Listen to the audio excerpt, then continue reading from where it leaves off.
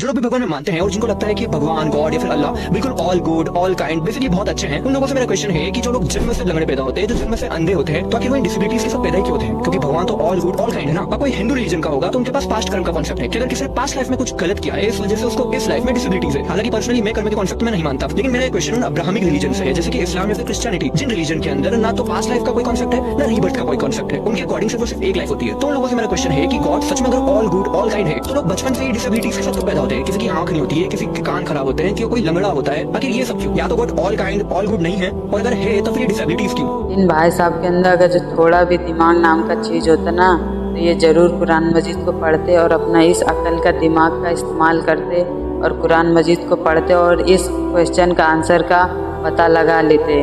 मगर इनके अंदर दिमाग नाम का चीज़ ही नहीं है, इनको पढ़ने ही नहीं आता होगा, इसलिए लोगों से मांगते फिर रहे कि इसका आंसर दो, इसका आंसर दो, मगर इनको पता ही नहीं चल रहा है। इसका जवाब अल्लाह ताला कुरान मजीद में देते हैं, इन्नमा अम्वालुकुम औलादुकुम फितनतु वल्लाहु इंदहु अजरुन अजीम। और तुम्हारे माल और औलाद तुम्हारे लिए सरासर आजमाइश है और सबसे बड़ा अजर तो अल्लाह के पास है। यानी इस आयत में अल्लाह ताला ये फरमा रहे कि तुम्हारे माल और औलाद सरासर आजमाइश है।